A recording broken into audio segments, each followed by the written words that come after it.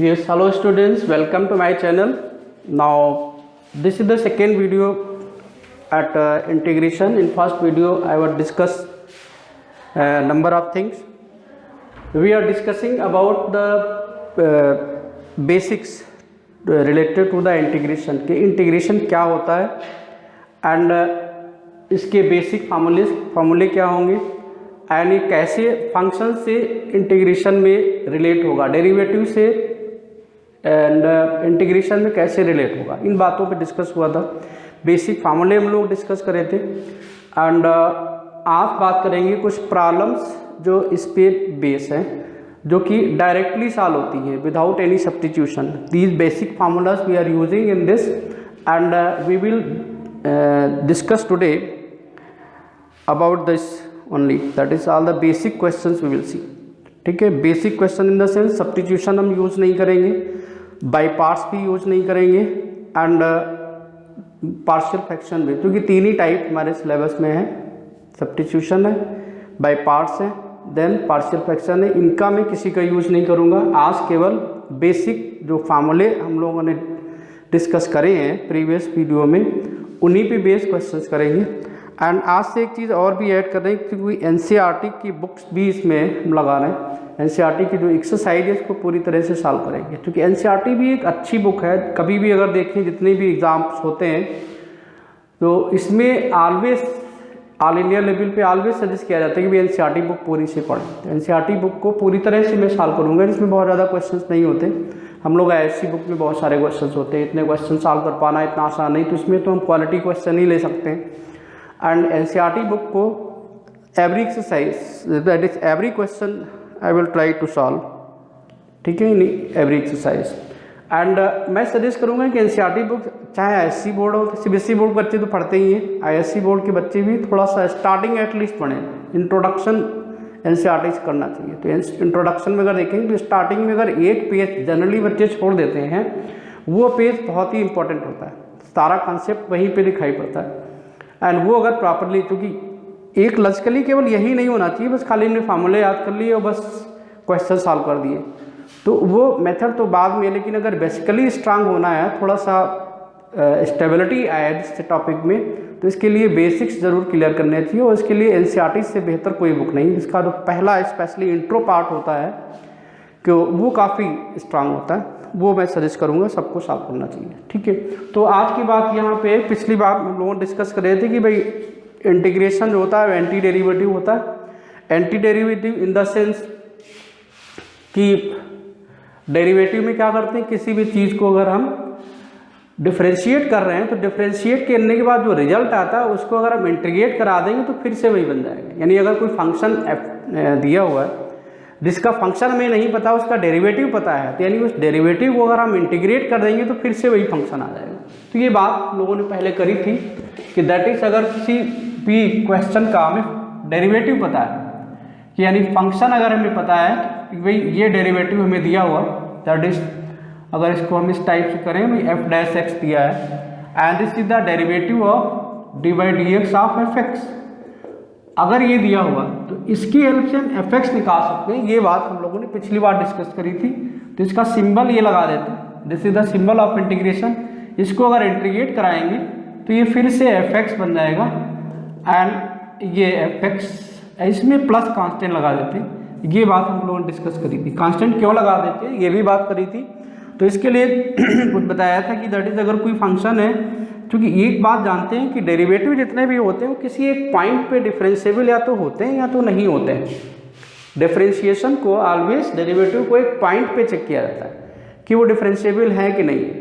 And differentiability में check क्या करते हैं, अगर ज्योमेट्रिकली देखें तो किसी भी पॉइंट पे क्या हम टेंजेंट ड्रॉप कर सकते हैं कि नहीं ड्रॉप कर सकते। यही काम डेरिवेटिव का होता है कि वो फंक्शन जो दिया वो स्मूथ है कि नहीं है। स्मूथ होगा तभी हम उसको उस पर टेंजेंट ड्रॉप कर पाएंगे, स्मूथ नहीं होगा तो फिर हम नहीं ड्रॉप कर पाएंगे। जस्ट लाइक अगर फंक्शन ये बनता है इस टाइप का कि अगर कोई फंक्शन ऐसा गया है और यहाँ पे शार्प हो गया है, तो इस पॉइंट पे अगर देखा रहा है तो ये डिफरेंशिएबल नहीं है।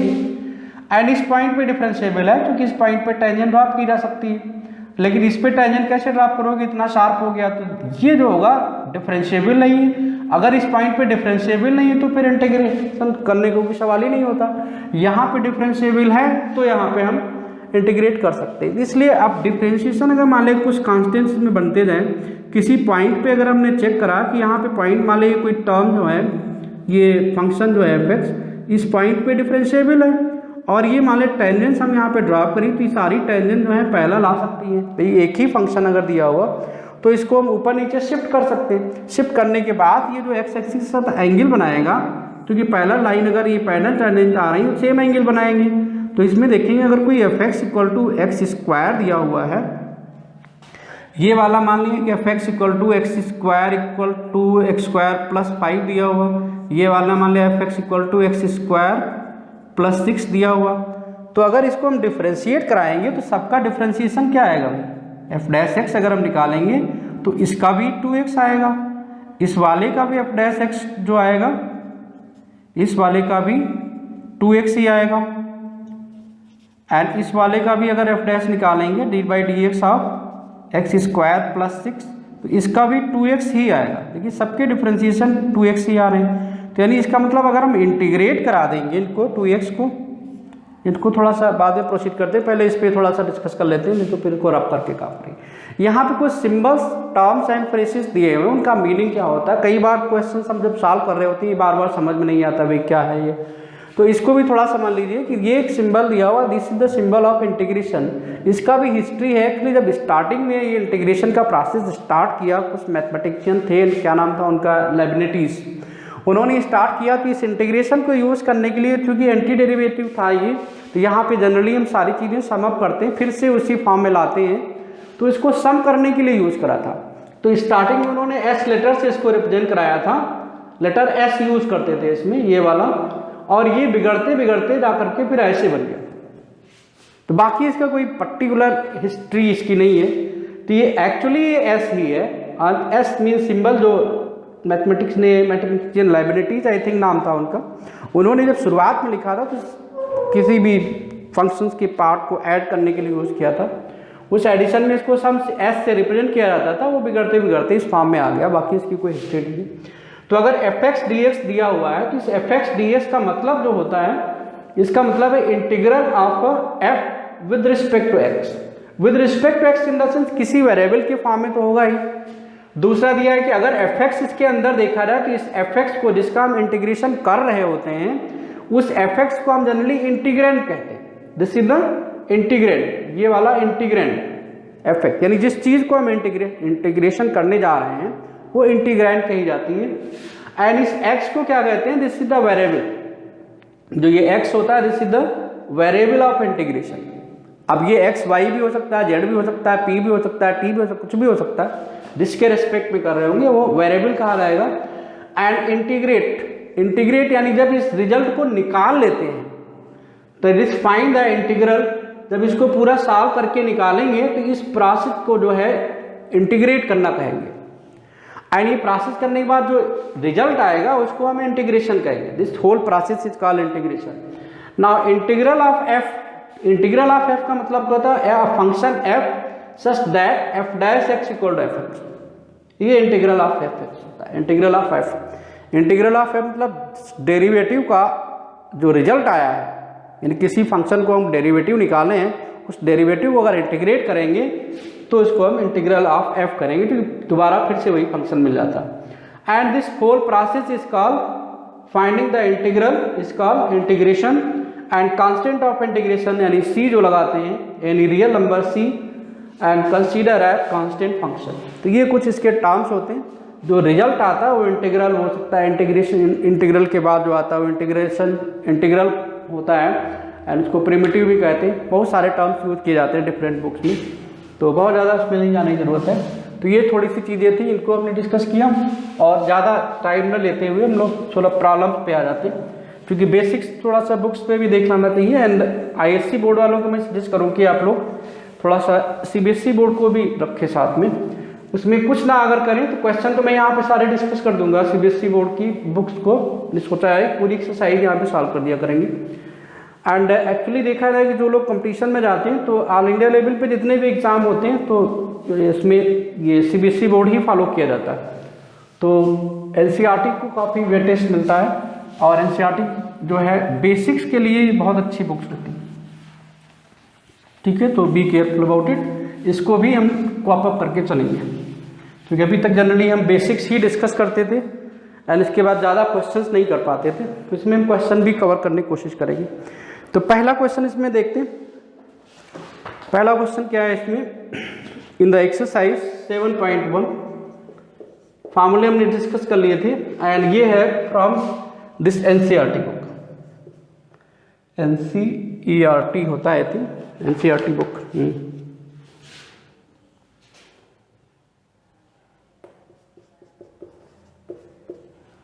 एनसीईआरटी बुक जो है इसकी 12th की क्लास 12th मैथ, इसकी एक्सरसाइज स्टार्ट करेंगे 7.1 एंड इसमें जो क्वेश्चन है पहला, इसमें देखिए पहला क्वेश्चन एक दिया हुआ है in the first question 7.1 find an anti derivative or an integral of the following function by the method of inspection. अब मेथड ऑफ इंस्पेक्शन का मतलब क्या है कि साइन 2x का कहता है कि इसका इंटीग्रेशन निकालो, इसका इंटीग्रेशन निकालो एंड मेथड लगाना है इसमें बाय मेथड ऑफ इंस्पेक्शन।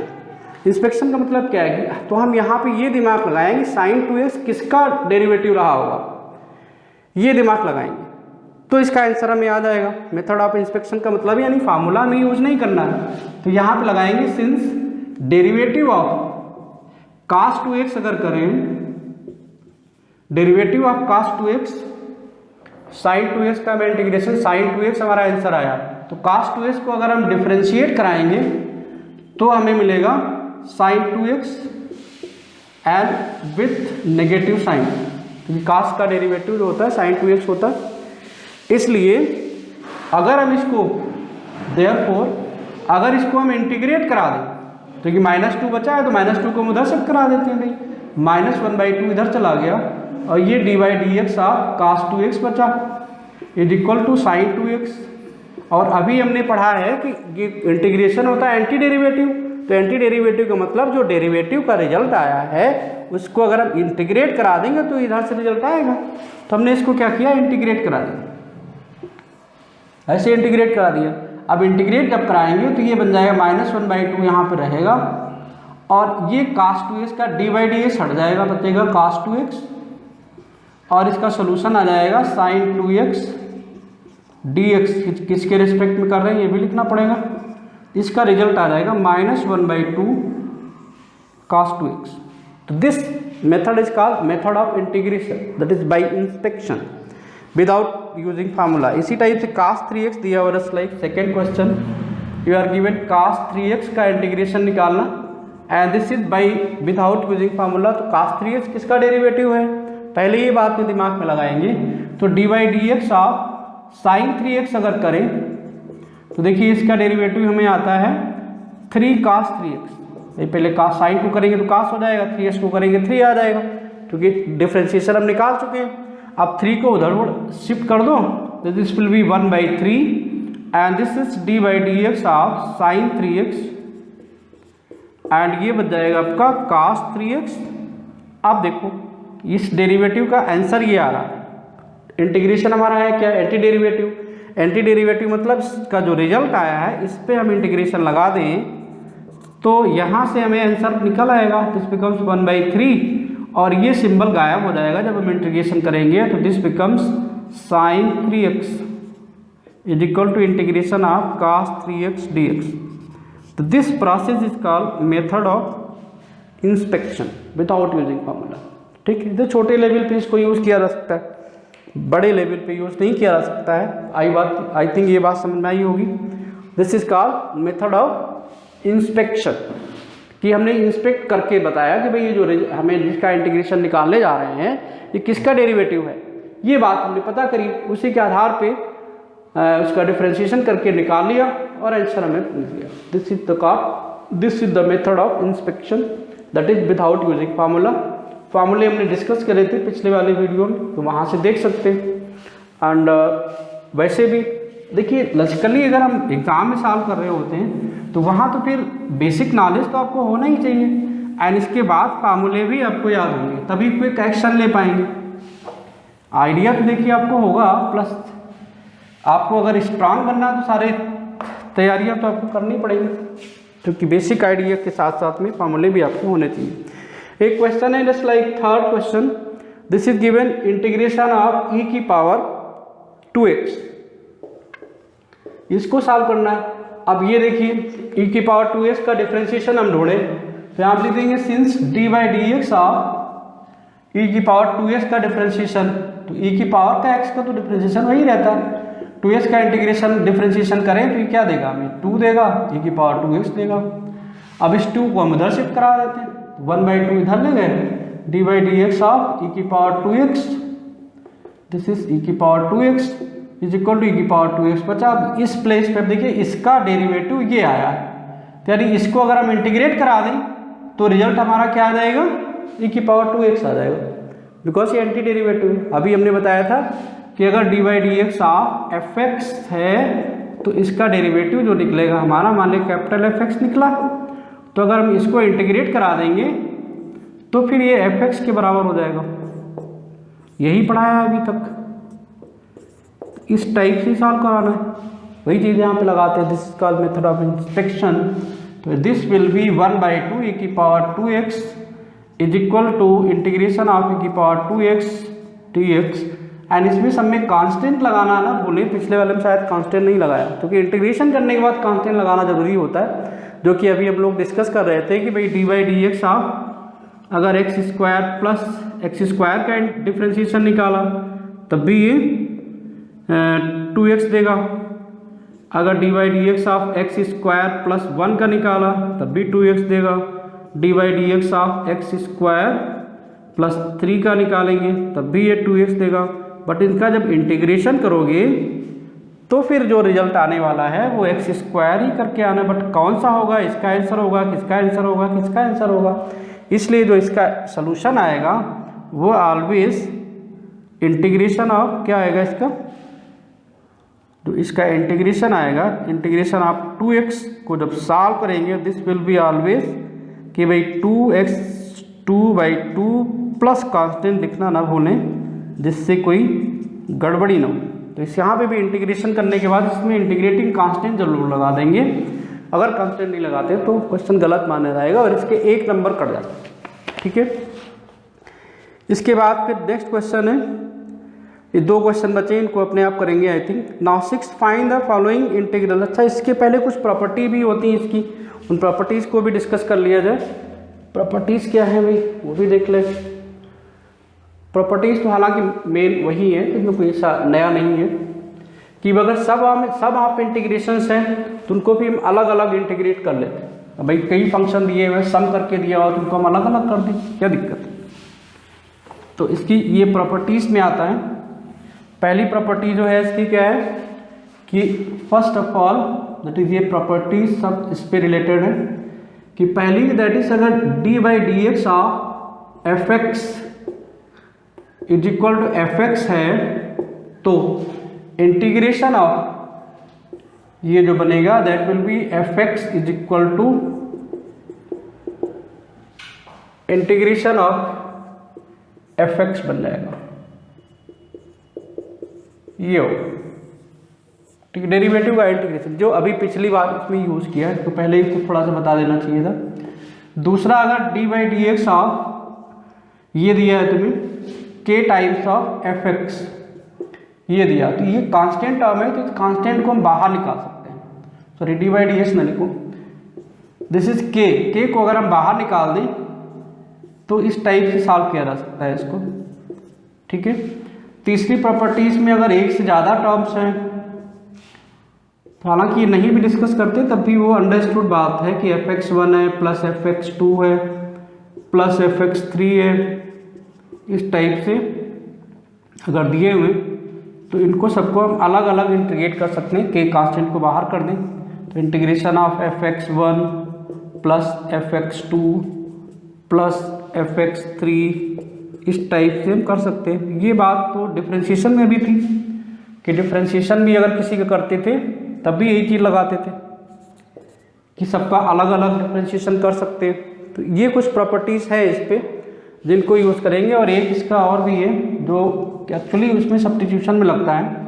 अगर कोई ax plus b whole power n type का दिया है इंटीग्रेशन, तो इसको सॉल्व कराने के लिए फार्मूला तो ही लॉजिकली वही लगाते कि ax प्लस बी की power n plus 1 divided by n plus 1 आएगा एंड प्लस कांस्टेंट x के कोफिशिएंट से ऑलवेज डिवाइड करा देते हैं। तो ये भी एक प्रॉपर्टीज में ही लिया जाता है, को फार्मूले जैसा भी यूज करते हैं। लेकिन इसके लिए ये स्पेशली लीनियर होना चाहिए, दिस शुड बी पावर 1 होनी चाहिए। अगर पावर 1 के बजाय कुछ और है तब फिर सब्स्टिट्यूशन वाला केस लगाना पड़ेगा, और ये भी सब्स्टिट्यूशन में ही आता है। तो इस कुछ प्रॉपर्टीज़ को याद रखेंगे तो इससे थोड़ा सा इजी हो जाएगा।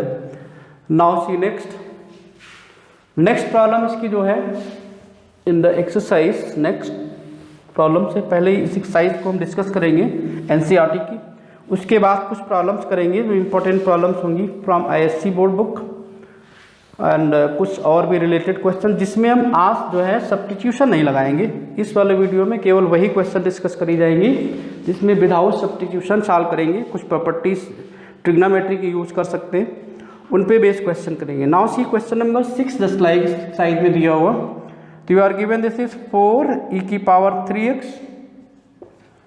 एंड प्लस 1 dx, ये दिया हुआ। अब देखिए हमने प्रॉपर्टी बताई कि भाई अगर अलग अलग इनको हम करना चाहें तो कर सकते हैं। तो हमने लिख दिया 4 e की power 3x dx plus dx, ऐसे लिख दिया। अब ds का मतलब क्या है, यहाँ पे कांस्टेंट नहीं, कुछ नहीं दिया, तो इसकी जगह हम x की पावर 0 लिख सकते हैं। वैसे भी अगर कांस्टेंट दिया तो x आ जाता। अब इस कांस्टेंट को बाहर कर देंगे, दिस इज 4 e की पावर 3x dx प्लस ये बन जाएगा x की पावर 0 dx। अब यहाँ पे देखिए इसमें प्रॉपर्टी हमने एक लिखी है कि दैट इज अगर integration of ax plus b कर रहे हैं, तो यहाँ पे अगर मान लें क्वेश्चन कोई भी ऐसा जनरल होता कि e की पावर ax होता, तो जहाँ पर भी x की जगह पे ax 2x 3x coefficient of x दिखाई पड़ता है, तो इसका आंसर ऑलवेज सॉल्व कर देते हैं and divided by coefficient of x कर देते हैं।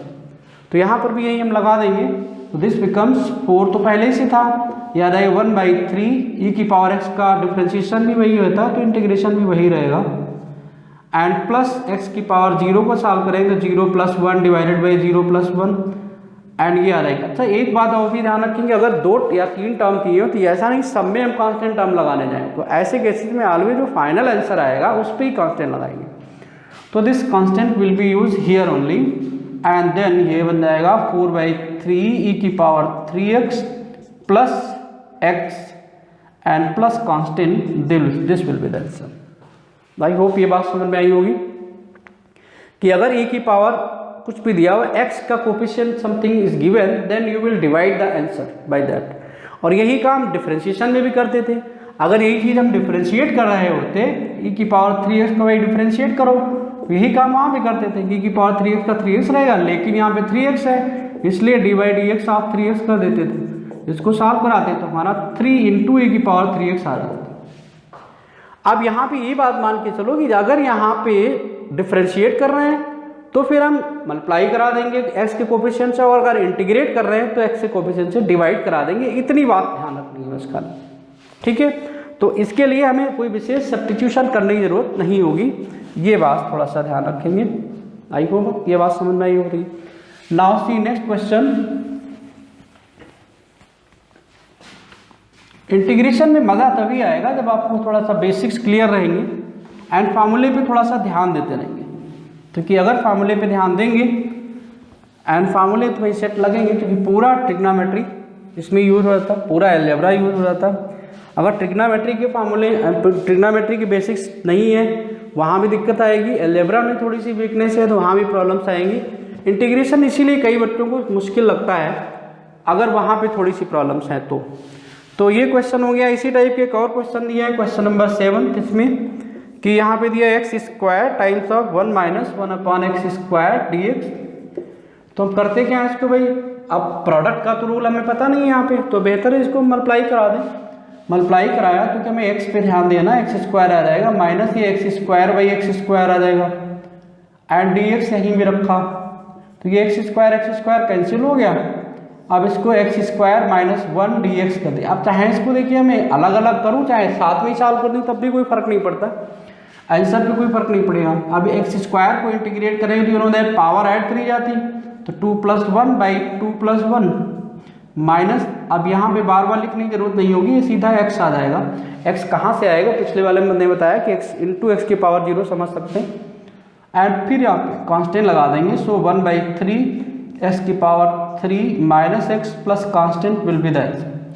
कांस्टेंट जब कभी भी सम का होगा तो लास्ट में लगाएंगे एंड सम में नहीं लगाएंगे, ध्यान रहे।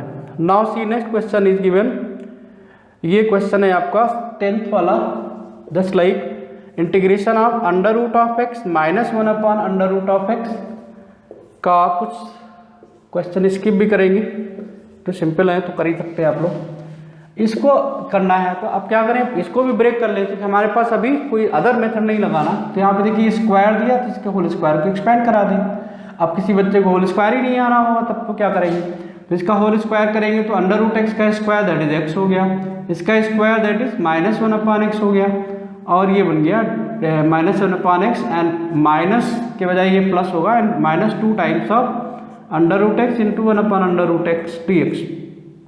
अब इसमें कोई गड़बड़ी हो गई तो फिर नहीं बन पाएगा, स्क्वायर रूट का स्क्वायर हुआ इसलिए अंडर रूट गायब हो गया, ठीक है। तो this become x plus 1 upon x minus under root x cancel 2 d x, ये बन गया क्योंकि स्क्वायर रूट में थे इसलिए एक्स में। अब देखिए सबको बेसिक फार्मूले के तरीके से सॉल्व होगा, ये सॉल्व होगा तो ये बनेगा एक्स की पावर 1 + 1 बाई 1 + 1। ये इसका इंटीग्रेशन पता है कि 1 अपॉन एक्स किसका डेरिवेटिव होता है, कि 1 अपॉन एक्स किसका डिफरेंशिएशन है, लॉग का, तो देयरफॉर इसका आंसर हो जाएगा log of base E x, minus 2 है तो सीधा 2x बन जाएगा, फिर प्लस कांस्टेंट हो गया, ठीक है। तो ये बात भी माइंड में ले आएंगे तो भी फॉर्मूला याद रह सकता है कि भाई log of base E x अगर होता था तो इसका डिफरेंशिएशन 1 अपॉन एक्स होता था। ये बात अगर माइंड में याद है तो इसका आंसर याद रहेगा, कोई दिक्कत नहीं है। तो ये इस तरह साल होगा। अब अगर मान लें कुछ रैशनल टाइप के दिए हुए, कि रैशनल फंक्शन टाइप क्या होते हैं कि न्यूमरेटर और डिनोमिनेटर दोनों में फंक्शन दिया रहता है, अब दोनों फंक्शन क्या करते हैं कि उनकी डिग्री को चेक करते हैं। अगर डिग्री ऑफ न्यूमरेटर ज़्यादा है डिग्री ऑफ डिनोमिनेटर से तो ऑलवेज पहले इसको डिवाइड कराएंगे और डिग्री ऑफ न्यूमरेटर को कम करेंगे। डिग्री ऑफ न्यूमरेटर जब कम हो जाएगी तब फिर सॉल्व करेंगे। तो इस टाइप के भी कुछ क्वेश्चंस हैं, उनको भी देखते हैं।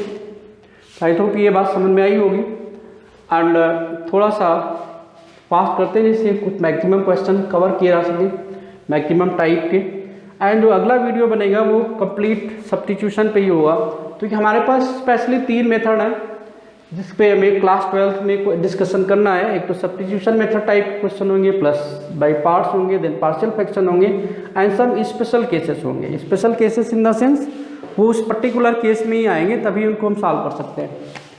Now see question number next 11th, ये एनसीईआरटी की बुक से क्वेश्चन है। यहाँ पे एक्स क्यूब दिया है plus 5x² minus 4 divided by x² dx ये दिया हुआ। अब देखिए ऐसे केसेस को हम अलग करने के लिए पहले यहाँ तो सिंपल है क्योंकि डिनोमिनेटर में केवल एक ही टर्म है, तो इसको हम सेपरेट ऐसे ही कर देंगे। अगर बाइनोमियल टर्म नीचे होता तो हम डिवाइड करना बहुत पहले सिखाया जाता, तो इसको तो हमने ऐसे ही कर लिया x³ plus 5x² minus 4 upon x² dx, इस टाइप से हो गया। इसको सॉल्व कराने के लिए इसकी पावर को कैंसिल कराया तो बहुत ही सिंपल है, तो दिस बिकम्स 1x बचेगा, पावर 1 खत्म हो जाएगी, यहाँ से केवल 5 बचेगा। यहाँ पे देखिए माइनस 4 बचा, अब x 1 अपॉन x² तो किसी का डेरिवेटिव है नहीं, तो इसको करते क्या है, इसको ऊपर ले जाते हैं तो हमारा फार्मूले जैसा बन जाएगा इस टाइप से, ठीक है।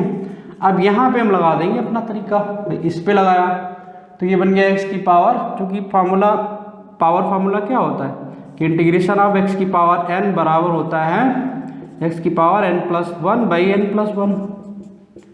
ये फार्मूला हमने सेट कराया, तो इसमें बना 1+1 बाई 1 + 1, दिस इज 5।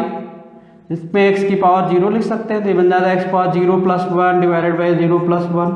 हालांकि ये बात बार बार नहीं लिखेंगे।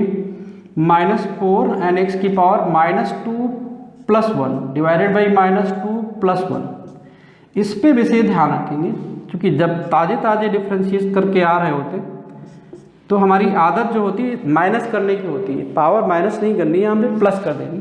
सॉल्व कराया तो ये बन गया 1/2x², ये बन गया माइनस के बजाय +5x, यहाँ बन गया -4, और देखिए यहाँ से भी एक माइनस आएगा, x की पावर -1/-1, तो ये माइनस माइनस इसको प्लस कर देगा, तो final answer will B 1/2x² + 5x and +4 and power minus थी इसलिए इसको नीचे रख देते प्लस कांस्टेंट, ये इसका आंसर आ जाएगा। अगर इस टाइप का क्वेश्चन दिया है तो we will solve this like this one. सबको अलग अलग कर लिया डिवाइड करके, फिर अपने उसी फॉर्म में आ गए जनरल में एंड उसी की फॉर्म से सॉल्व करा दिया इस टाइप के क्वेश्चन। ऐसे ही क्वेश्चन नंबर 12 भी है। अच्छा 13 थोड़ा सा डिफरेंट है, इसको देखते हैं। नाउ क्वेश्चन नंबर 13, कुछ क्वेश्चन जो एक जैसे होंगे उनको स्किप भी कर देंगे बिल्कुल, क्योंकि थोड़ा सा दिमाग तो लगाना पड़ेगा आप लोगों को भी। आई होप ये बात समझ में आई होगी। अगला क्वेश्चन जो है उसके डिनोमिनेटर्स जो दिए हुए हैं वो बाइनोमियल। अब डिनोमिनेटर बाइनोमियल है और न्यूमरेटर कैसा है, उसकी डिग्री ज़्यादा है। तो जब डिग्री ज़्यादा होगी तो पहला नंबर क्या होगा, हम डिग्री को कम करें एंड डिग्री कम करने के बाद फिर हम अपना ऑपरेशन लगा सकते हैं। तो इस टाइप के क्वेश्चन को सॉल्व करने के लिए क्या करा जाएगा, जस्ट लाइक ये क्वेश्चन नंबर 13 है इस एक्सरसाइज से 7.1 से, कि x³ - x² + x - 1 divided by this is x - 1 dx, इसको सॉल्व कराना। तो इसमें देखिए प्रॉब्लम क्या है कि डिग्री इसकी हाईएस्ट पावर 3 दी हुई न्यूमरेटर में और डिनोमिनेटर में 1 दी हुई, जबकि लॉजिक क्या होता है कि डिग्री न्यूमरेटर की कम हो जानी चाहिए तभी हम सॉल्व कर पाते। एंड जब पिछला क्वेश्चन करा था उसमें ये केवल सिंगल था, इसलिए हम सबको ऐसे ही अलग अलग कर दिया था। अब यहाँ में हम ऐसे ही अलग अलग नहीं कर सकते, तो या तो ये ऊपर वाला फैक्टराइज हो जाए और ये कॉमन टर्म कैंसिल हो जाए, या इसको हम डिवाइड कराएं। तो ये डिवाइड करने वाली भी बात क्लास 8 में पढ़ाएगी, लेकिन पहले हम कोशिश ये करते हैं कि फैक्टराइज हो जाए। अगर फैक्टराइजेशन में हमने देखा तो इन दो टर्म में हमने देखा कॉमन दिख रहा है। अब देखिए फैक्टर भी यूज हो गया, इसमें x² कॉमन ले लिया तो यहाँ से बचेगा x - 1 + 1 यहाँ से कॉमन आ गया x - 1। तो ये थोड़ा सा क्वेश्चन इजी था, हमें उस जो ट्रेडिशनल मेथड है उसको नहीं करना पड़ा। x - 1 यहाँ से कॉमन ले लिया, x² + 1 डिवाइडेड बाई x - 1 बच गया, एंड ये x - 1 कैंसिल हो गया। इसके बाद फिर x² + 1 आ गया dx, ठीक है। अब अगर किसी बच्चे ने यहाँ तक पहुँचाया है उसके बाद इंटीग्रेट नहीं किया तो नंबर जाएंगे, क्योंकि अभी इंटीग्रेशन की दो बात हम कर ही नहीं है। यहाँ पे हो गया x² 2 + 1/2 + 1 एंड +1 का x हो जाएगा। इसके बाद कांस्टेंट लगाएंगे, कांस्टेंट ऑलवेज जब एक से ज़्यादा हो तो लास्ट में ही लगाते हैं, 3 x³ 3 + x प्लस कांस्टेंट, ये आंसर हो जाएगा। अगर ये ऊपर वाला न्यूमरेटर फैक्टरेबल ना होता तो फिर हम डिवाइड कराते, जो कि क्लास 7, 9, 10 में हमें लगता कराया गया होगा कहीं ना कहीं। इस टाइप के क्वेश्चंस हैं। इसके बाद एक क्वेश्चन और देखते हैं, जस्ट लाइक क्वेश्चन नंबर 15 था। इसमें 15 ये कह रहा है कि भाई integration of √(x) 3x² + 2x + 3 करना है, और इसको सॉल्व करने के लिए अब पावर को तो हम अवॉइड नहीं कर सकते। तो अब √(x) अगर दिया है इसका मतलब x की पावर हाफ होगा, और जब ये मल्टीप्लाई करने जाएगा तो पावर ऐड होती है, तो दिस बिकम्स 3x² 2 + 1/2। यहाँ पे 2x² 1/2 + 1, यहाँ पे 3x² 1/2 dx, ये बन जाएगा। सबको मल्टीप्लाई करा दिया, क्योंकि √(x) की पावर क्या होती है, x² 1/2, जब मल्टीप्लाई कर दें तो पावर ऐड हो जाती है। तो ये तो क्लास 12 के बच्चे ये तो बात एक्सपेक्ट करी जा सकती है, हाँ आती होगी। तो यहाँ पे 3 की पावर हो गई 2 × 2 = 4 1 5/2 प्लस ये हो गया 2x² 3/2 प्लस ये हो गया 3x² 1/2 dx, ठीक है। एंड यहाँ पे क्या बनाएंगे, अब इसको सॉल्व कराया हमने, अलग अलग कर दिया 3, इसको सॉल्व कराया अलग अलग, क्या सॉल्व कर दो, तो यहाँ बन जाएगा एक्स की power 5/2 plus 1 divided by 5/2 plus 1। यहाँ बन जाएगा 2x की power 3/2 plus 1 divided by 3/2 plus 1। And यहाँ पे बन जाएगा 3x की पावर 1/2 प्लस 1, यहाँ पे 1/2 प्लस 1। डिफरेंस जो आया यही है, डिफरेंशिएशन में माइनस करते थे, यहाँ पे प्लस करते हैं। इस बात का ध्यान रखें कि इसके गलत होने के चांसेस बहुत सारे होते हैं। 3a इसको सॉल्व कराया, 2 1 जा 2 2 5 7, 2 चला जाएगा ऊपर, दैट इज 2/7 हो गया। x की पावर बन जाएगी 2 5 दैट इज 7/2 एंड प्लस ये बन जाएगा 2 and 3 5, 5/2 2 जाएगा ऊपर, तो ये बन जाएगा 4/5 x की पावर 5/2 एंड प्लस ये बन जाएगा यहाँ पे 2 1 जा 2 1 3, 3/2 2 जाएगा ऊपर, तो ये 3/2 अपान भी 3 आएगा, इसकी पावर 2 1 3/2 हो जाएगी ये भी, प्लस कांस्टेंट इसका 3 3 कैंसिल भी हो सकता है। तो ओवरऑल आंसर जो आने वाला है 6/7 x की पावर 7/2 प्लस 4/5 एंड x की पावर 5/2 प्लस 2x की power 3/2। This is 2, this is 2x की power 3/2 plus constant, this is the answer. इस टाइप से इसको सॉल्व किया जाएगा। तो हमने यहाँ पे नंबर ऑफ क्वेश्चन डिस्कस करे जो कि इस बुक से रिलेटेड थे। एल्जेब्रिकली अगर कुछ टर्म्स अलग अलग दिए हुए हैं तो उनको हम सेपरेटली सॉल्व कर लेंगे एंड अपने फार्मूले के अकॉर्डिंग उनको कन्वर्ट कर देंगे। Now see question number next, जो कि थोड़ा सा साइड इसमें यूज़ किया गया है, क्या नाम, ट्रिग्नोमेट्री को भी। अब जस्ट लाइक 18th क्वेश्चन है इसमें, इसको देखेंगे। ये रब कर देते हैं, ये बात आई थिंक समझ में आई होगी। थोड़ा सा बहुत ही धैर्य से इंटीग्रेशन करना होता है, क्योंकि इंटीग्रेशन जो होता है, कई इसके जो क्वेश्चन सॉल्व करते हैं तो कई चीज़ों को अप्लाई करना पड़ता है यहाँ पे। जस्ट लाइक हम फैक्टराइजेशन पे अच्छी पकड़ हमारी हो, ट्रिग्नोमेट्री के फार्मूले भी सब क्लियर हो, कंसेप्ट भी क्लियर हो, तब थोड़ा सा ज़्यादा अच्छा लगेगा। और ये बहुत ईजी होता है, स्कोरिंग भी होता है। क्वेश्चन नंबर 18 जस्ट लाइक यहाँ पे हमने पकड़ा है इसका, तो ये बन गया sec x and this is sec x plus tan x। ये क्वेश्चन दिया हुआ dx। सब्स्टिट्यूशन हमें यहाँ पे नहीं यूज़ करना है, बेसिक फार्मूले बेस्ड क्वेश्चन हम कर रहे हैं यहाँ पे। अब इसको सॉल्व कराने के लिए हम क्या करेंगे, बट ये छोटी एक्सरसाइजेज होती हैं यहाँ पे। अब इसमें क्वेश्चन इस आधार पे तो यहाँ पे सॉल्व नहीं हो सकता, तो हम तुरंत दिमाग लगाए भाई sec x अगर ऐसे दिया तो ऐसे तो हम सॉल्व नहीं कर पाएंगे। क्या sec को इससे मल्टीप्लाई करा दे तो ये sec स्क्वायर बना देगा और ये sec इंटू tan बना देगा। तो अब ये दिमाग में होना चाहिए, sec स्क्वायर किसी का डेरिवेटिव होता है tan का, और sec इंटू tan डेरिवेटिव होता है sec का। तो अगर डेरिवेटिव उसका पॉसिबल है तो इंटीग्रेशन फटाक से हो जाएगा, क्योंकि इंटीग्रेशन सबका पॉसिबल नहीं होता है, ये भी बात पता होनी चाहिए। तो इसको हमने मल्टीप्लाई करा दिया, तो ये बन गया sec स्क्वायर x, ये बन गया sec x into tan x and ये हो गया dx।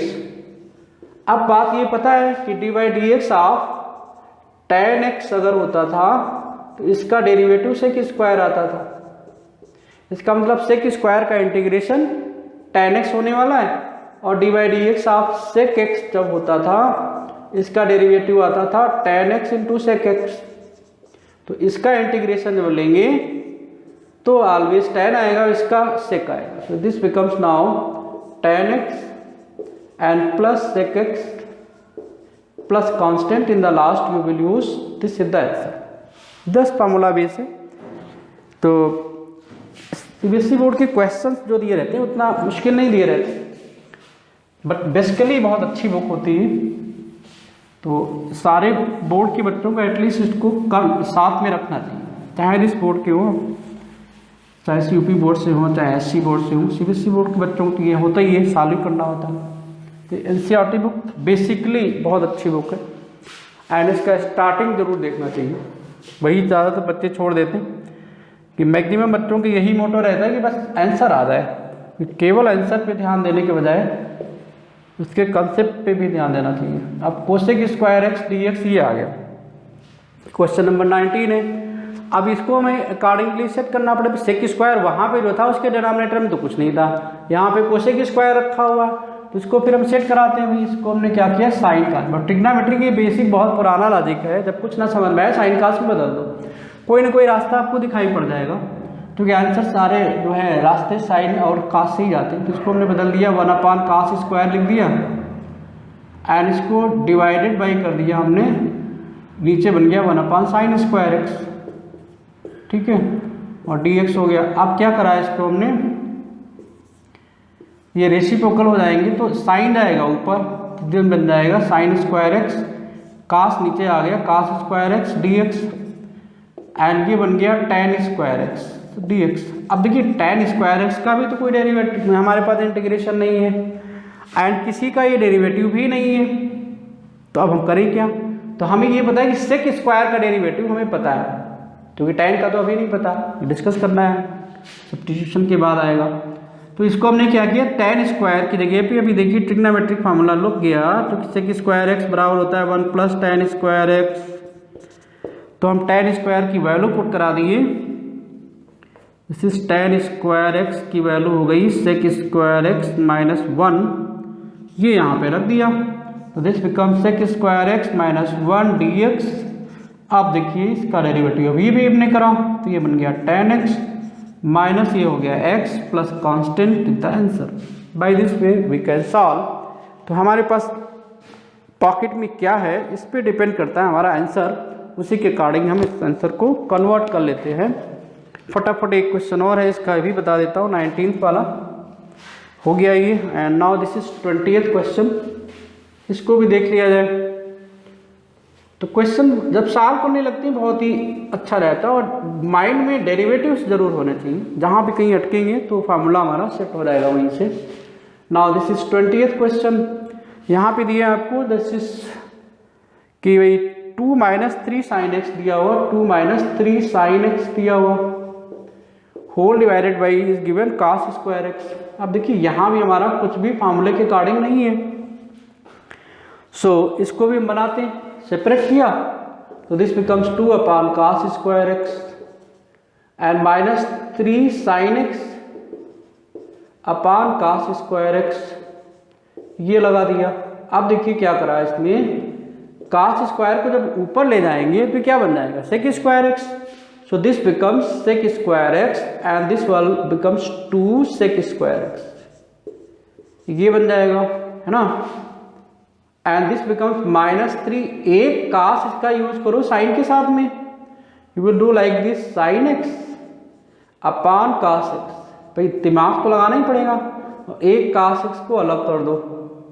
इससे फायदा क्या हुआ कि ये भी देखिए इंटीग्रेशन पता है इसका मुझे, और ये sin cos tan × sec हो जाएगा, tan × sec का भी पता है, तो हमारे पास जो फार्मूला पता है, जिसका इंटीग्रल पता है, उसी को यूज करेंगे।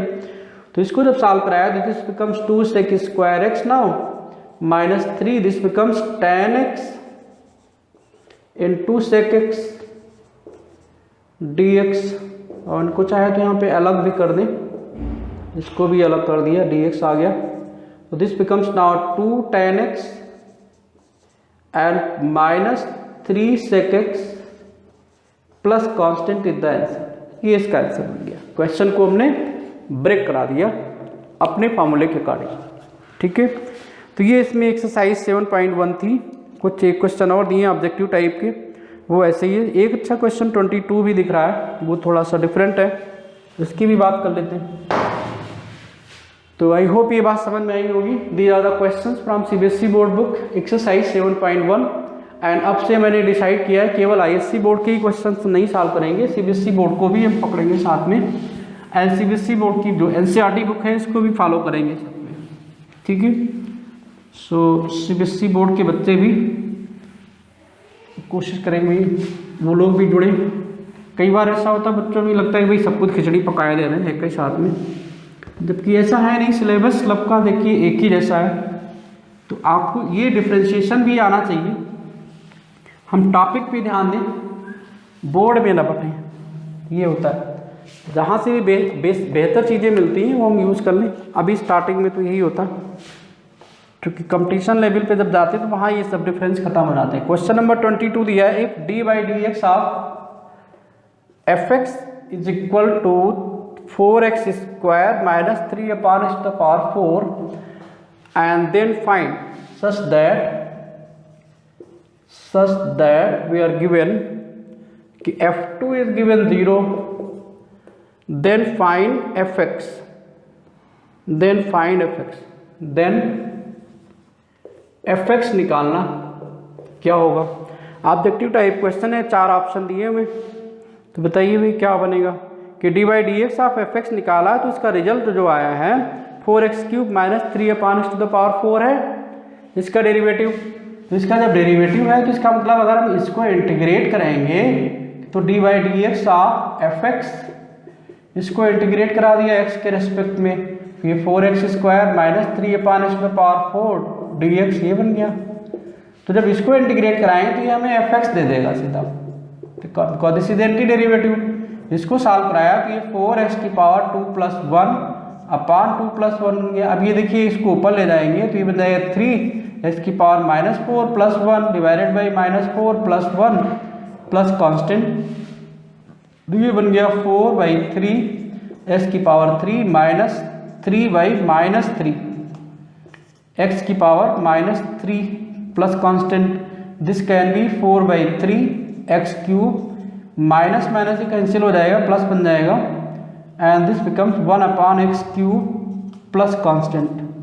अब देखिए ये कांस्टेंट निकालने के लिए कंडीशन दिया हुआ है, ये कहता है जब f2 होगा तो ये 0 होगा, यानी जब x की जगह पे 2 रखा जाएगा तो इसकी वैल्यू 0 हो जाएगी। यहाँ पे लिख दिया सिंस f2 = 0, देयरफॉर x की जगह पे 2 रख दो, तो 2 बन जाएगा हमारा 4/3 2 का स्क्वायर प्लस 1/2 का क्यूब प्लस कांस्टेंट, और ये हो गया 0, तो 4/3 × 4 प्लस 1/8 प्लस कांस्टेंट, इसको सॉल्व कराया 16/3 प्लस 1/8 प्लस कांस्टेंट, सी को वैल्यू जो आ जाएगी इसको उधर शिफ्ट करा देते हैं, 8 × 24 है, इसको ऐसे ही रख लो फिलहाल 0, यहाँ पे 24 आ जाएगा, 16 8 का कितना होता 48 एंड 8 बन जाए 8 एंड 8 4 12 28 प्लस 3 प्लस कांस्टेंट,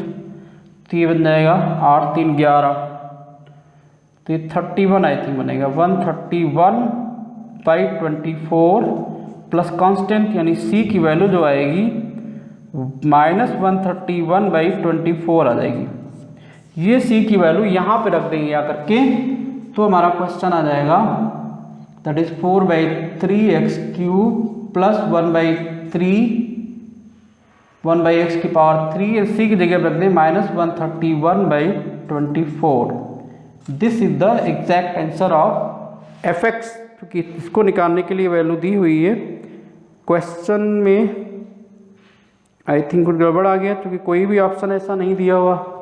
तुम्हारा 123 क्यों आया भाई, जरा इसको देखो, ओहो शुरुआती गड़बड़ हो गई थी, बहुत ठीक है, वेरी गुड।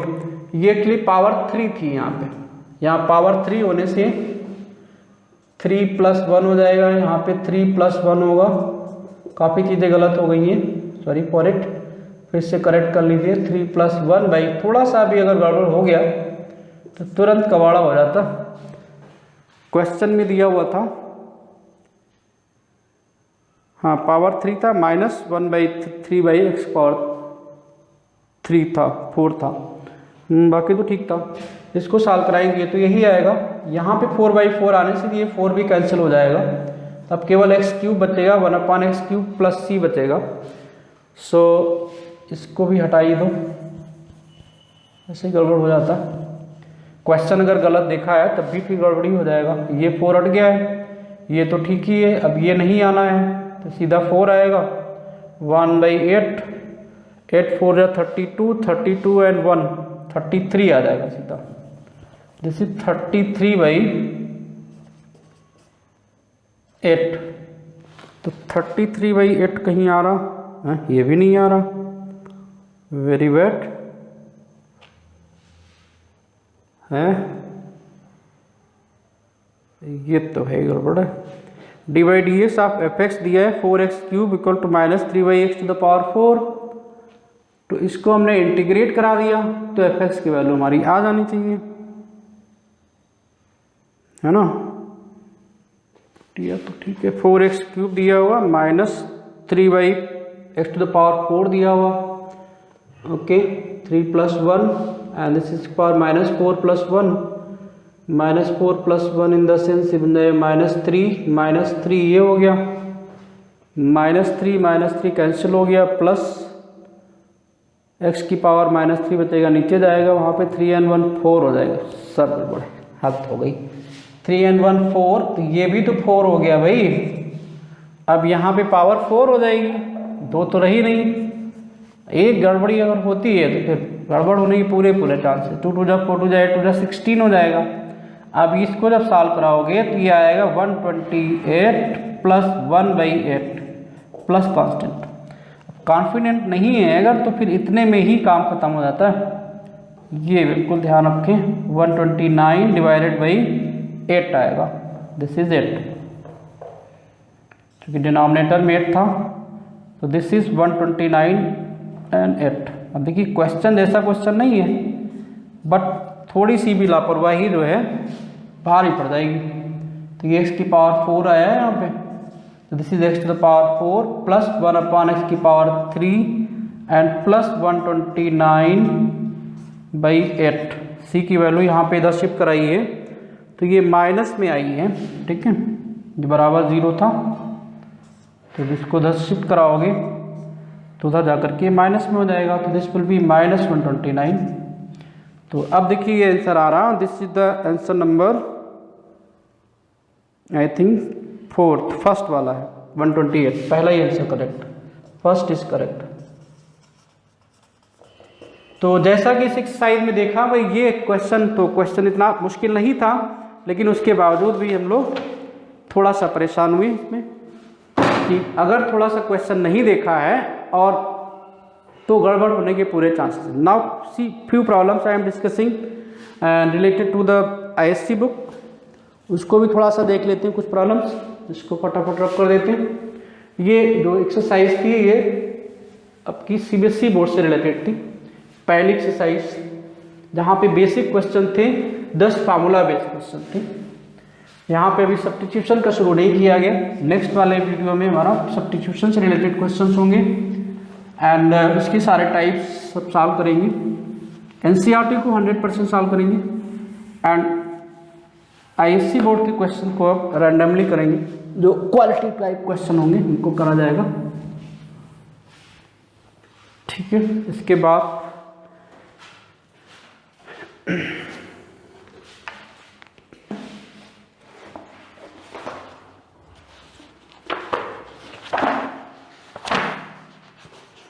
इसमें कुछ क्वेश्चन हमने टिक कर रखा है पहले से, कौन कौन से बताने, तो बहुत ज़्यादा क्वेश्चन नहीं रखा है, क्योंकि पहली एक्सरसाइज तो आसानी होती है।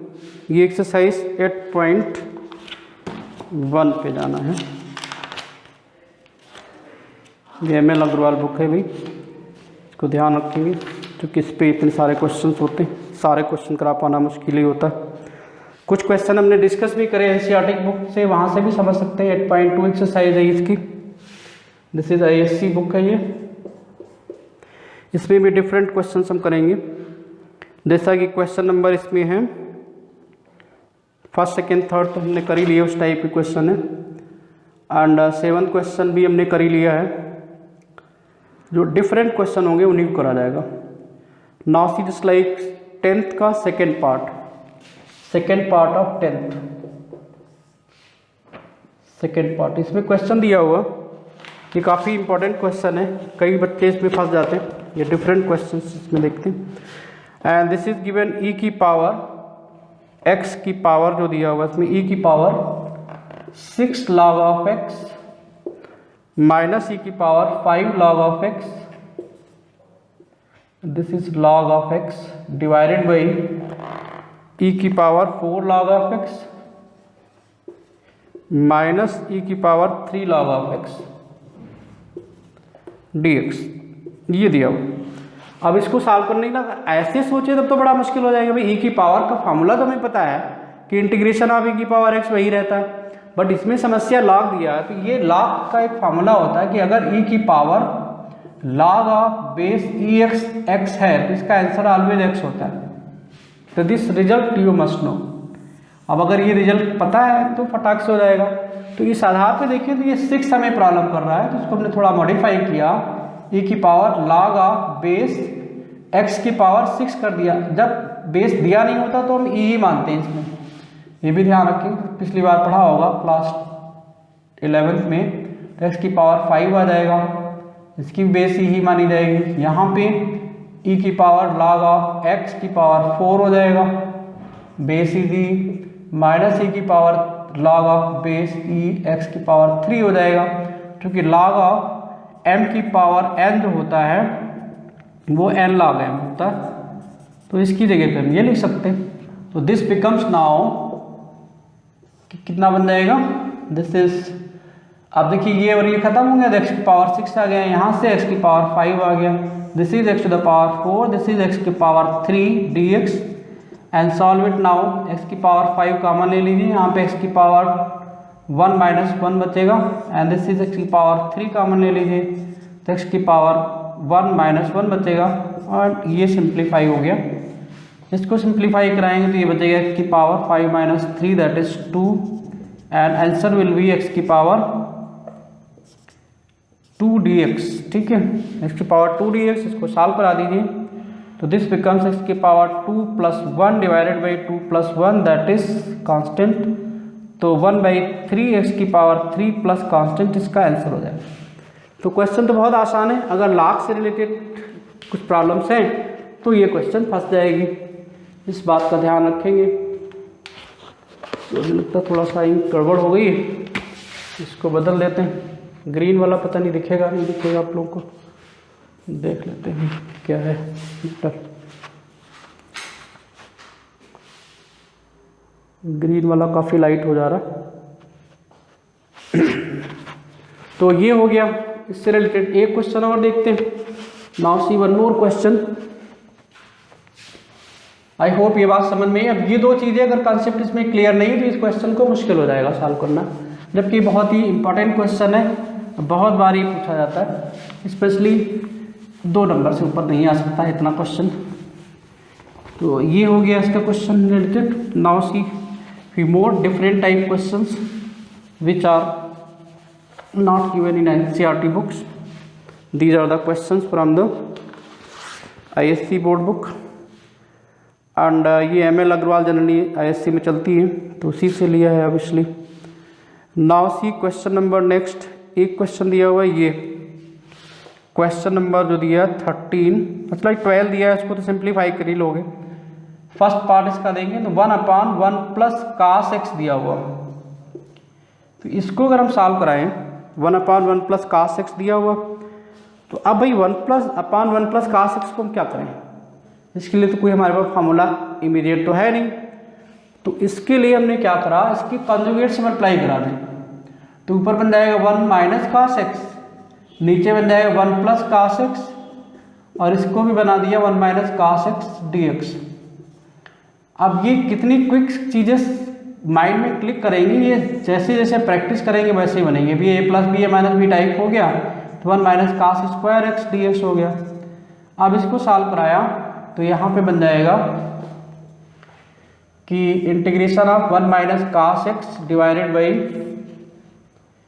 कितना बन जाएगा sin स्क्वायर x। ठीक है, अब इसको सेपरेट कर दीजिए, तो 1/sin square x minus cos x upon sine square x। अब हमारे पास जो फार्मूले अवेलेबल हैं उसके अकॉर्डिंग इसको हमें सेट करके ले जाना है, तो दिस बिकम्स साइन स्क्वायर को ऊपर ले गए तो कोसेक स्क्वायर x माइनस इसमें से एक cos लिया एक साइन लिया, यानी cos x upon sine x into 1/sin x कर दिया। ये इमीडिएट बातें क्लिक करेंगी तभी बात बनेगी। And this becomes now cosec square x minus cos और साइन बन गया cot, ये बन गया कोशेक, तो बन गया cot x into cosec x। अब देखिए cot x and cosec x derivative होता है कोशेक का, हाँ कोशेक का होता है, एंड कोशेक स्क्वायर डेरिवेटिव होता है माइनस cot का, तो this becomes minus cot x, और इसका भी आएगा माइनस कोशेक, माइनस माइनस हो जाएगा plus cosec plus constant this is the answer. तो क्वेश्चन को अपने अकॉर्डिंग इसको कन्वर्ट कर लेना है। सेकेंड पार्ट इसका 1/1 प्लस साइन एक्स दिया, तो उसमें हम 1 माइनस साइन से मल्टीप्लाई करा देंगे एंड डिवाइड करा देंगे, तो वो क्वेश्चन सॉल्व हो जाएगा। वो भी इसी टाइप का क्वेश्चन है। Now next question is given something, question number 14 question देखिए इसमें क्या है। तो आई थिंक ये बात समझ में आई होगी। एंड इसके देखिए दूसरे तरीके पे थे। दूसरा तरीका क्या था कि कास एक्स को हाफ एंगल में हम डाल दें, क्योंकि एक ही चीज़ को कई तरीके से सॉल्व किया जा सकता है। जब हम सारी चीज़ें पढ़ लेंगे तो बहुत आसान हो जाएगा। कास एक्स को हाफ एंगल में अगर डालेंगे तो क्या बनेगा, 2 cos स्क्वायर एक्स बाई 2 आएगा, और इस एक्स स्क्वायर से कास स्क्वायर एक्स बाई 2 को ऊपर ले जाएगा, सेक स्क्वायर बन जाएगा, सॉल्व कर देंगे। तो दूसरा भी तरीका है, तो हमें लगता है उसको भी बता दें, तो ये आगे चल कर की बात होगी उसकी। तो अभी तो ये हम बेसिकली उन्हीं फॉर्मूलों को हम अप्लाई कर रहे हैं जो हमें फॉर्मूले पता है, बेसिक वाले। अभी कोई भी मॉडिफाइड फार्मूला इसमें नहीं आया। जब इसी क्वेश्चन को हम ऐसे भी सॉल्व कर सकते हैं, आगे चल के सॉल्व करेंगे। तो दोनों लोगों से ये कास एक्स की डाली हाफ एंगल में, 2 cos square x by 2 minus 1 D x, and ये 1 कैंसिल हो गया, 1/2 को बाहर कर दिया, बचा 1/cos square x by 2 d x. इसको ऊपर ले गए तो 1/2, this become sec square x by 2 d x. अभी हमने बताया कि x के कोफिशिएंट से आंसर को डिवाइड करा दो, बाकी कोई दिक्कत नहीं है। तो सेक स्क्वायर डेरिवेटिव होता है tan का, तो ये बन जाएगा tan x by 2, but answer will B divided by the coefficient of x that is 1/2 plus constant. तो इसका आंसर जो आने वाला है 2 जाएगा ऊपर, tan x by 2 plus constant, 2 cancel हो जाएगा, तो tan x by 2 plus constant इसका आंसर आ जाएगा।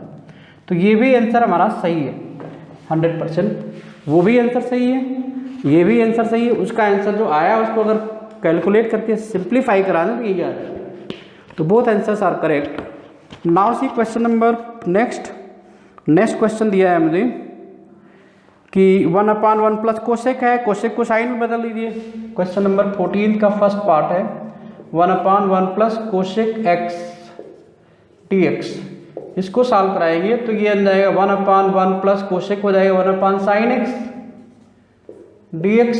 ठीक है, साइन को सिंप्लीफाई कराएं तो ये बन जाएगा sin x जाएगा ऊपर, नीचे बन गया 1 प्लस sin x।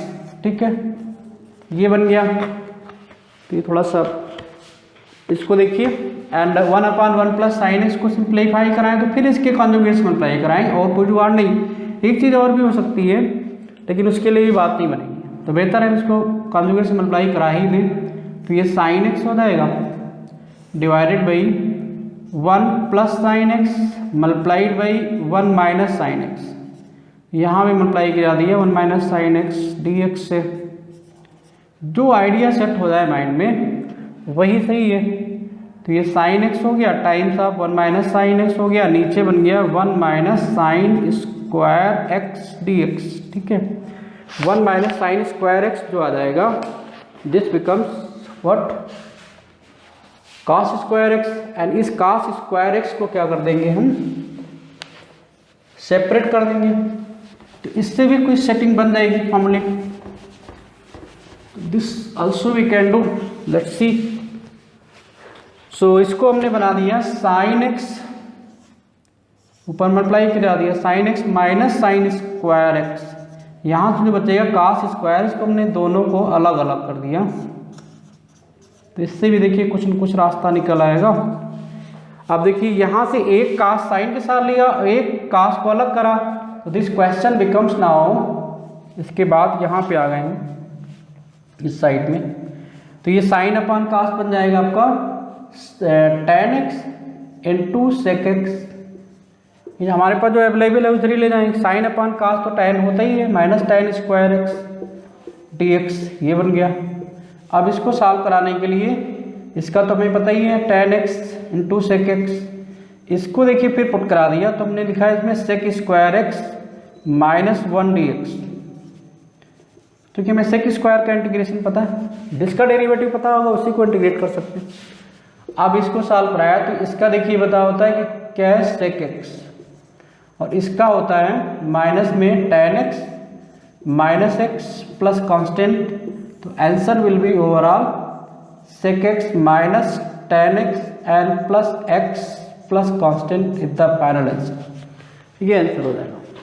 ठीक है, आई होप ये बात समझ में आई होगी। आफ्टर दैट नेक्स्ट क्वेश्चन है, कुछ एल्जेब्रिक फार्मूले लग जाते हैं। अब उन एल्जेब्रिक फार्मूलों को सॉल्व करने के लिए क्या करते हैं भाई, एल्जेब्रिक चीज़ें यूज़ करेंगे। जस्ट लाइक क्वेश्चन नंबर है हमारा 17। तो 17 क्वेश्चन देखते हैं क्या होगा इसमें। ये 14 था, नाउ 17। ये बात समझ में आई होगी आई थिंक। थोड़ा सा मार्कर लाइट हो गया।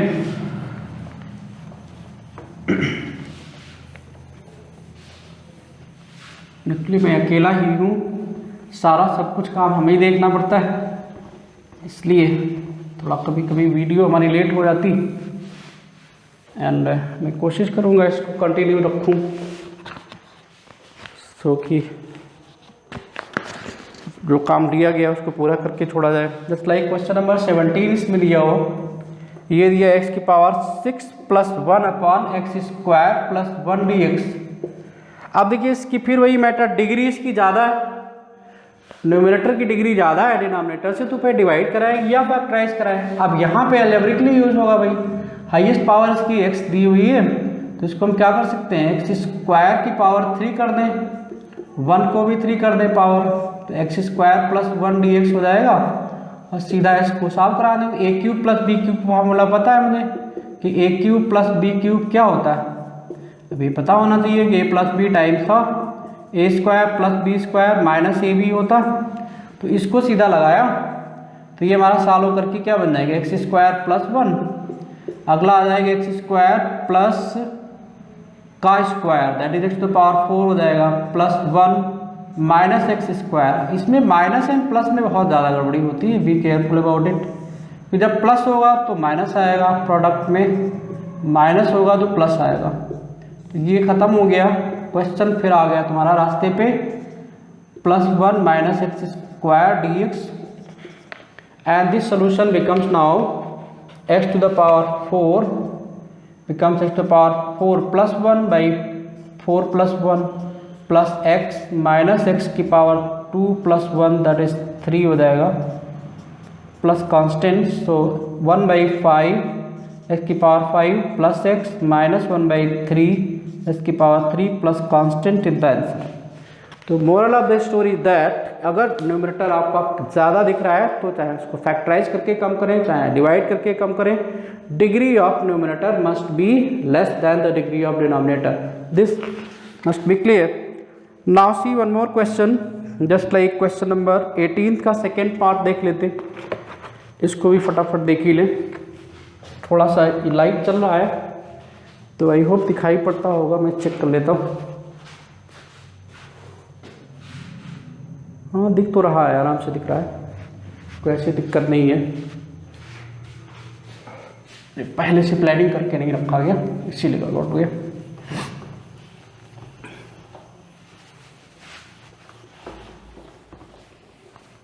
अभी मैंने इसको स्टार्ट करा है, मैं धीरे धीरे इसको मॉडिफाई करूँगा, और भी चीज़ें इसमें ऐड अप करेंगे जिससे थोड़ा सा क्वालिटी भी इसकी अच्छी बन जाए, एंड थोड़ा सा चेंज भी करेंगे, वे ऑफ टीचिंग को भी थोड़ा सा चेंज करेंगे। क्वेश्चन नंबर 18 का सेकेंड पार्ट है ये। फर्स्ट भी वैसे ही है लेकिन हमने सेकेंड टिक कर रखा तो सेकेंड ही बता देते हैं, cos 2x dx है। अब इसको इस स्टेज पे तो सॉल्व नहीं किया जा सकता, तो अगर कभी 1 plus cos 2x 1 minus cos 2x type का आता तो ऐसा फार्मूला रखते हैं जिससे 1 खत्म हो जाए। तो इसको पहले सिंप्लीफाई कराओ और अंडर रूट को खत्म करो, तो बन गया 1 माइनस माइनस इसमें रखें तो 1 minus 2 sine square x dx, ये फार्मूला है cos 2x का। तो ये लगा दिया इसमें, तो ये बन गया 1 minus 1 plus 2 sine square x dx, and ये सिंप्लीफाई करके बन जाएगा आपका दिस इज नाउ कि under root of 1 is cancel 2 sine square x dx, and overall ये बन जाएगा under root 2 is out, sine x dx बचा। अब साइन एक्स का डेरिवेटिव क्या होता है, cos x, तो इसका जो सोल्यूशन बन जाएगा कितना, साइन का डेरिवेटिव बन जाएगा cos x, cos 6 का जो डेरिवेटिव इंटीग्रेशन आएगा वो साइन होगा, तो दिस बिकम्स √2 एंड साइन का इसमें इंटीग्रेशन जो बनता है cos x with negative sign आएगा, क्योंकि cos को अगर डेरिवेटिव निकाला जाए तो साइन आता है, वो भी माइनस साइन के साथ, इसलिए माइनस साइन इसमें आएगा। अब यहाँ पे cos 2x की जगह पे चाहे cos 2x हो, cos x हो, cos 8x हो, 16x कुछ भी हो, सब में यही लगेगा और उसी टाइप सॉल्व होगा। अगर x से कुछ कोफिशिएंट आ जाएगा तो उससे हम डिवाइड करा देंगे आंसर को, बस इतनी सी बात याद रखनी है इसमें, तो ये भी आराम से हो जाएगा। कुछ एक क्वेश्चन इनवर्स वाला दिया है, जस्ट लाइक क्वेश्चन नंबर 19 का सेकेंड पार्ट है, 19 का सेकेंड पार्ट क्वेश्चन है ये। दिस इज क्वेश्चन कि tan इनवर्स ऑफ, अब देखिए tan इनवर्स हर जगह मिलेंगे, इनवर्स वाले केसेस हर जगह मिलेंगे। इसी टाइप क्वेश्चन है 1 - cos 2x दिया हुआ, नीचे 1 + cos 2x दिया हुआ। तो जब भाई इनवर्स आ जाए तो ये दिमाग को फटाक से आना चाहिए, tan inverse of tan x अगर है तो ये x होता है, ये वाला लॉजिक मन में आना चाहिए, यानी सिंप्लीफाई करें तो ये tan में बदल जाए तो सॉल्व हो जाएगा tan इनवर्स। अब देखिए इसमें इंटीग्रेशन तो जरा सी है, बाकी तो ट्रिग्नोमेट्री है, इनवर्स ट्रिग्नोमेट्री आप लोग अभी भी पढ़ चुके हैं, तो इसमें तो हमें लगता है कोई दिक्कत होगी नहीं। 1 माइनस इसको पुट कराया तो -1 अभी रखा था मैंने, 1 + 2 sin स्क्वायर x बन जाएगा, नीचे इसमें रख दिया 1 + 2 cos स्क्वायर x -1 dx। तो देखिए भाई 1 1 खत्म हो गया, यहाँ 1 1 खत्म हो गया, 2 2 भी खत्म हो गया, स्क्वायर रूट के बाहर निकलेगा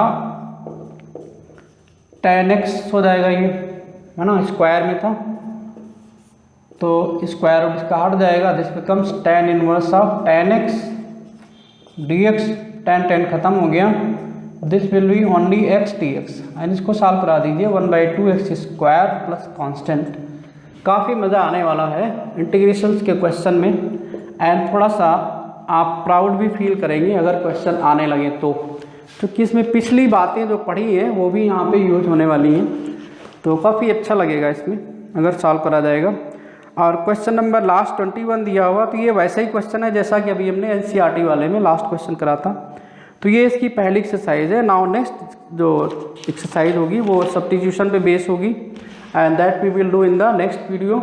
तो आई होप ये वाला वीडियो आपको समझ में आया होगा, और हम और भी अच्छा प्रयास करेंगे इसको सॉल्व करने के लिए। तो अगर ये वीडियो अच्छा समझ में आया है तो आप लोगों से रिक्वेस्ट है कि इसको सब्सक्राइब करें और इसमें शेयर भी करें, जिससे थोड़ा सा हमारा मोटिवेशन बढ़े और हम और अच्छा करने का प्रयास करें। Okay, thank you for today.